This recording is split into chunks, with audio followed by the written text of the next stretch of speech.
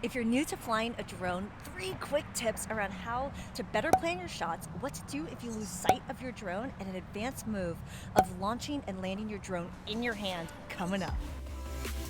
And if you're new here, I'm Christine, and this is Create with CL, where I give away all of my secrets on what goes behind being a travel creator, and one of my tools is my drone. And in this week's video, I'm going to be sharing with you my flights with amazing Captain Boomies, Kate. She's visiting me in Florida, and we flew our drones a lot, and here are some quick tips to help you out. It's a beautiful day, and I'm at this boat dock with Captain Boomies. We are getting set up on our drones right now, which I'm super excited about. How many times have you flown? 6 now.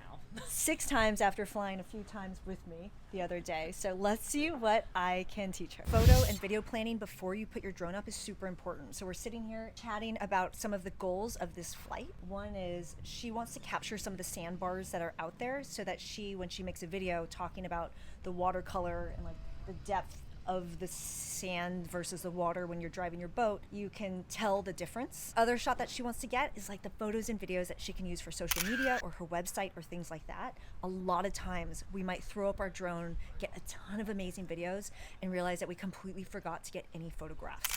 So making sure we capture those as well is super important. And then of course the last one, we are at a boat marina right now, so capturing some of the boats as well is the last one. I think those 3 goals is a really good start, because let's not forget, we have conditions today where it's pretty warm outside, so the drone is going to be pretty hot in the air. The other thing is, you can see it in my hair, there's a little bit of wind right now, so the drone will be fighting a little bit of wind. So battery life expectancy is definitely less than 20 minutes, and I think we can get all of these shots in 20 minutes, hopefully a couple other ones. We've only been flying for about 5 minutes, and she's gotten all the photos and videos she needs. So one of the things that I recommended is checking her footage. So going and making sure that we have all the shots she wants is really important, so that she doesn't bring her drone down and then realize she doesn't have what she needs, especially because she has the battery to do it. Psst. If you're getting some value out of this video, cheers that like button and consider subscribing, and check the link in the description below. I have a ton of fun stuff coming up about drones, so I don't want you to miss out. Check it out. All right, let's get back to it. So we've got the drone in the air right now, and one of the things is, as you're flying your drone, you always need to be able to visually see your drone, either you or your spotter.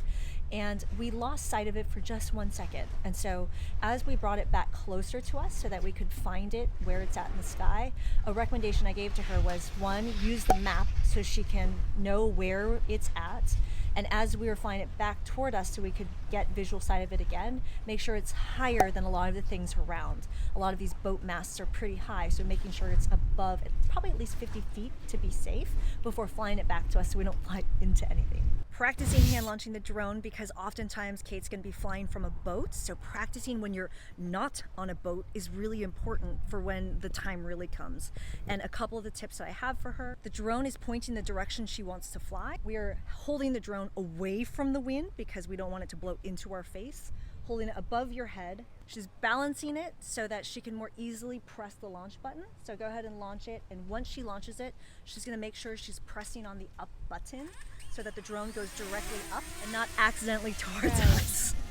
So my recommendation for her in hand landing her drone is, we don't want to land it into our hand with the wind. The wind is coming this way.